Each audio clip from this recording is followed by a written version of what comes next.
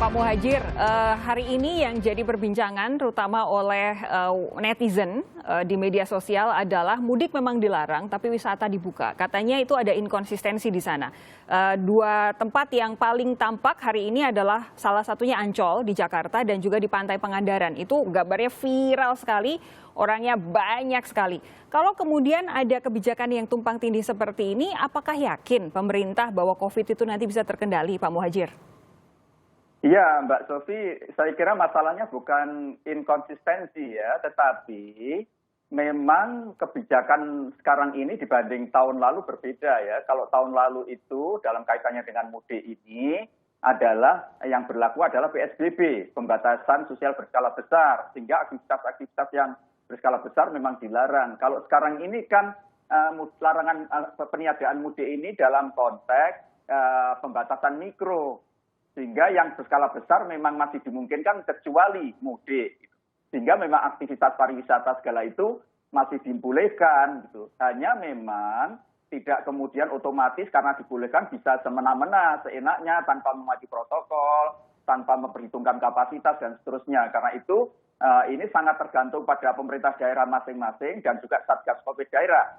Karena itu saya sangat mendukung apa yang dilakukan oleh Kepala Satgas Covid dan Kepala BNPB, Pak Doni, yang sudah memberi ultimatum kepada daerah-daerah yang telah tidak mematuhi protokol kesehatan di dalam membuka fasilitas pariwisata. Termasuk Ancol kan sekarang ini sudah ditutup sementara, tidak boleh lagi ada pengunjung. Ya. Berita dan terakhir yang saya dapat katanya sempat dibuka lagi karena bersih tegang dengan pengunjung yang hadir, Pak.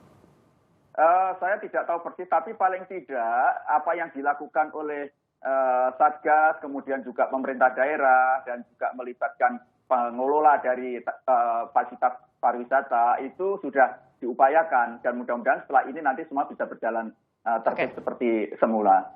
Pak Muhadjir, begini, ini kan COVID menjadi tantangan di dunia ya, apalagi sekarang gelombang kedua itu sudah tampak di berbagai negara-negara di dunia. Tadi saya berbincang dengan Wakil Duta Besar Republik Indonesia di Singapura, Pak Didi. Di sana mulai besok sampai dengan tanggal 13 Juni akan ada pengetatan secara parsial selama kurang lebih 1 bulan karena ditemukan 24 kasus baru COVID-19 dan ini varian yang terbaru. Strategi Singapura jelas, mereka langsung pengetatan selama minimal 28 hari. Strategi kita apa, Pak? Kondisinya kan yang terakhir Pak Budi Gunadi Sadikin sudah mengiyakan bahwa kita sudah kemasukan varian-varian baru, kan? Saya kira kita belum berubah ya, sesuai arahan Bapak Presiden, yaitu kita pembatasan mikro.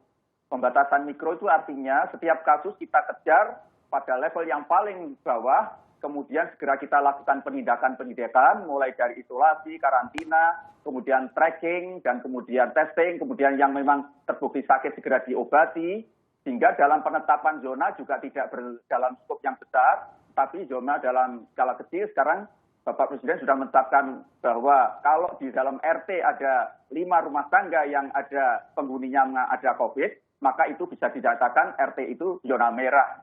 Begitu juga di level desa. Tetapi pada dasarnya strategi itu menurut saya masih efektif untuk kita lakukan, tinggal bagaimana mengintensifkan kerja dari para tracer dan juga penanganan agar tetap disiplin P3M itu dilakukan di semua level, termasuk di tempat-tempat wisata, tempat-tempat kuliner, tempat perbelanjaan gitu. Dan ini tentu saja juga sangat membutuhkan tenaga yang ekstra. Dan dari Pak Menkes juga sudah merekrut lagi tambahan tracer. Sekarang kalau tidak salah sudah hampir 100.000 tracer dari yang semula hanya 5.000. Dan ini mudah-mudahan akan bisa lebih mengefektifkan kita di dalam mencegah kemungkinan terjadinya penyebaran varian baru yang sudah berada di Singapura, Malaysia, Filipina juga sudah. Ya. Dan mudah-mudahan Indonesia tidak sampai seperti yang terjadi di beberapa wilayah negara yang sangat parah ya. Saya kira itu usaha kita. Ya, harapan pasti harus selalu kita pupuk begitu ya, optimisme selalu kita pupuk. Tapi di sisi lain juga harus realistis. Di negara-negara lain, kecuali yang memang tingkat vaksinasinya sudah sangat tinggi, pasti menghadapi gelombang kedua. Kita belum tampak dari jumlah kasus harian selama ini, tapi bukan berarti 2, 3, 4 minggu ke depan tidak akan terjadi. Saya ingin minta Pak Muhadjir meyakinkan kami bahwa pemerintah memang sudah bersiap. Adakah persiapan-persiapan secara fisik yang dilakukan, misalkan menambah jumlah bor di rumah sakit, kemudian menambah jumlah bed di rumah sakit, kemudian mungkin kalau tidak ingin terjadi seperti India, mungkin stok oksigen diperbanyak, APD untuk para tenaga kesehatan diperbanyak. Apa Pak yang dilakukan Pak? 3 hari yang lalu sebelum Lebaran ya, saya masih melakukan pertemuan dengan pihak-pihak terkait berdasarkan laporan untuk oksigen relatif siap, kita tidak akan kekurangan gitu. Walaupun memang untuk produsennya sebagian besar di Jawa, di Pulau Jawa. Kemudian untuk penambahan bed pasti sudah dilakukan. Kita juga masih menambah rumah sakit lapangan, rumah sakit darurat, dan juga Pak Menkes juga terus berupaya untuk menyiapkan, mengantisipasi titik-titik yang akan kemungkinan diduga kuat akan terjadi penambahan kasus. Semuanya kita lakukan terus-menerus ini dan kita evaluasi tiap hari. Mudah-mudahan ya apa yang terjadi di tempat-tempat lain, di negara yang lain yang sangat memprihatinkan itu tidak terjadi di Indonesia. Dan kuncinya Mbak Sofi sebetulnya adalah semangat gotong royong kita. Ini tidak mungkin mengandalkan kerja pemerintah. Jadi pekerja masyarakat semua harus saling bahu-membahu. Dan itu sudah terbukti di dalam penanganan pembatasan mikro ini banyak sekali karantina di rumah, di RT itu dilakukan secara sukarela dengan gotong royong oleh warga sendiri. Dan saya sudah berkunjung ke beberapa lokasi dan itu berjalan dengan efektif.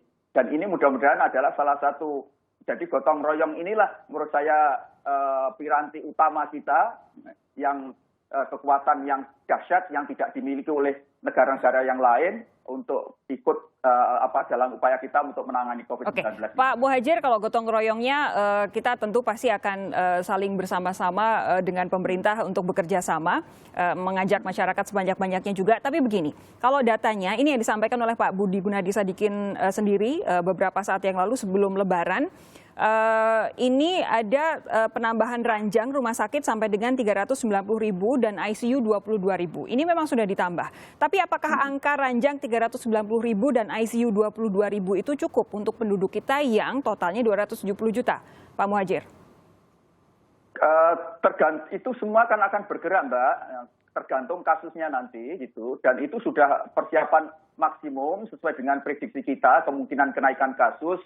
Kalau kenaikannya biasa-biasa saja, tidak ada kenaikan istimewa setelah pasca Lebaran ini. Jadi mudah-mudahan marilah kita berusaha keras untuk terus saling bekerja sama untuk menekan betul, jangan sampai setelah pasca Lebaran ini akan terjadi ledakan yang tidak terkendali. Oke, Pak Muhadjir Effendi, terima kasih sudah bergabung bersama kami malam hari ini di Kompas TV. Sehat terus ya Pak, jumpa lagi lain waktu Pak. Alhamdulillah, yes.